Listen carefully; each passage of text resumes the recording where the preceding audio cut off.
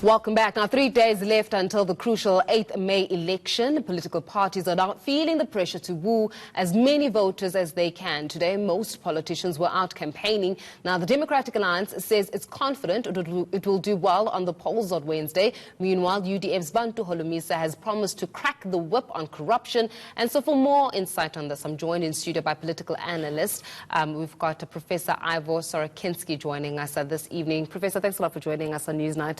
Now, this is the big final push. We've heard some robust sentiments coming in from various political leaders. Musi Maimane out this afternoon speaking about how the African National Congress was once liberators, but it appears as though the people need to liberate themselves from the liberators. We've got the UDM, putting warning against possibility of vote rigging where, the IEC is concerned, saying political parties must now watch the IEC. And then we've got other sides of it where it's COPE, which are welcoming new members.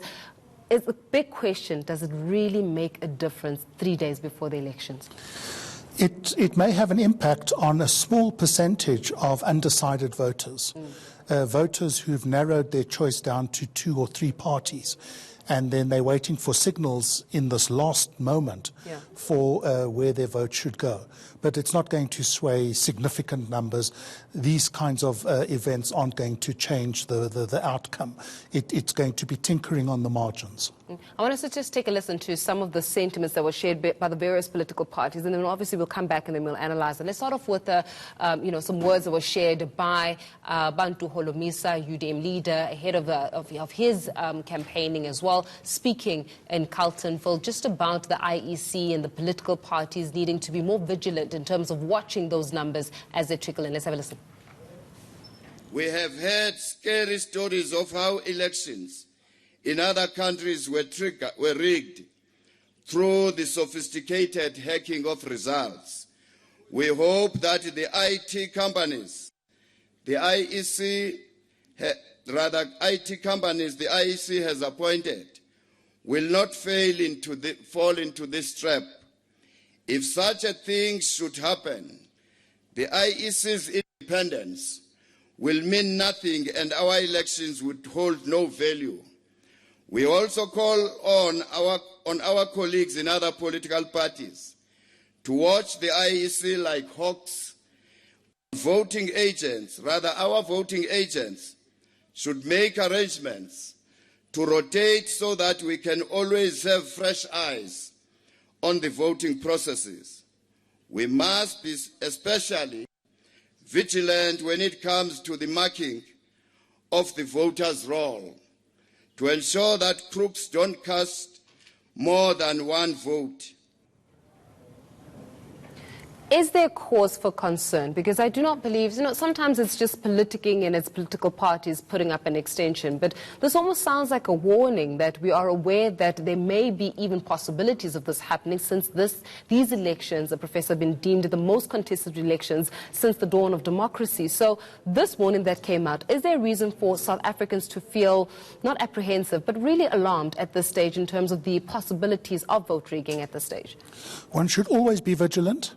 But in terms of the possibilities of dirty play, I think it's very, very unlikely. And there are a whole range of reasons for that. The IEC systems at voting station are extremely solid. Party agents are there watching the count. Party agents sign off on the final count.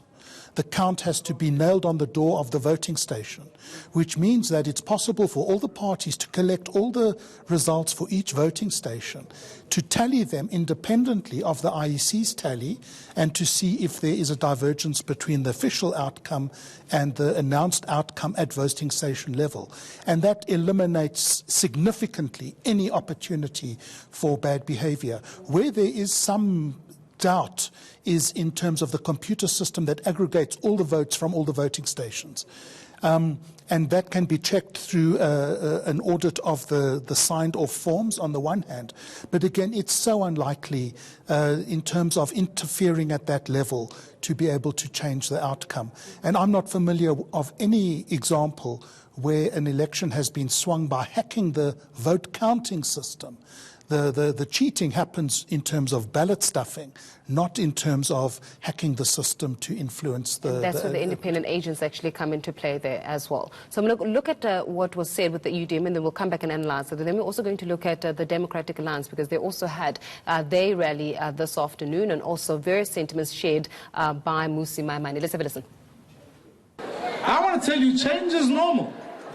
It's a necessary part of democracy. I told the people on the way, I said, I've never seen a baby change its own nappy, and I'm here to tell you that those other ones have got nappies that need to be changed, and only the DA can bring that change.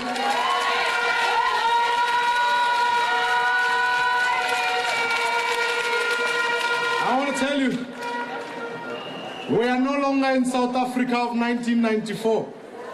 Our country has changed. Some parties and all parties have changed. Some have changed for the better, and this is what I see before me, and some, they've changed for the worse. I'm really proud of the DA.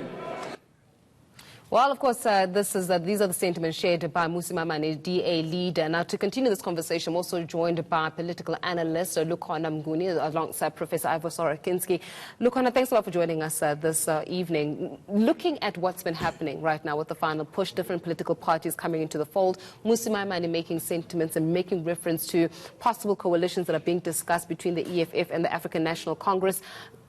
Very robust statements that are being made. Is it too late, too little, too late? Or would we see, as the professor was alluding to, that this could actually be the deciding factor for those voters who are not going to get up on May 8th and actually go cast their votes? Yeah, so you know, as the electoral cycle begins, there'll be a higher number of people who are sort of undecided voters, quite needing some push, some motivation. All political parties start off by kicking their campaigns with launching manifestos and then going into communities and doing the door-to-doors.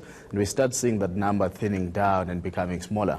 So where we are now, I think these final pushes serve two purposes. One, for the politicians themselves, for their own psychological well-being as they confront May the 8th, so that they believe that they have done enough, they have said enough, they've convinced enough people.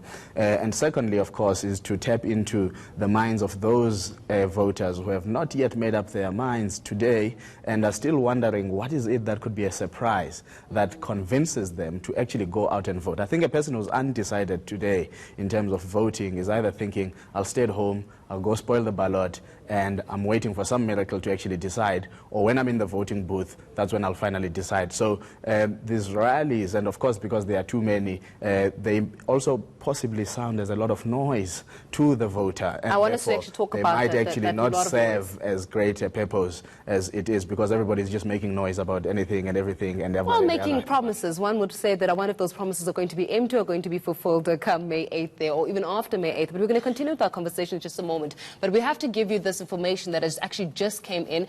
We understand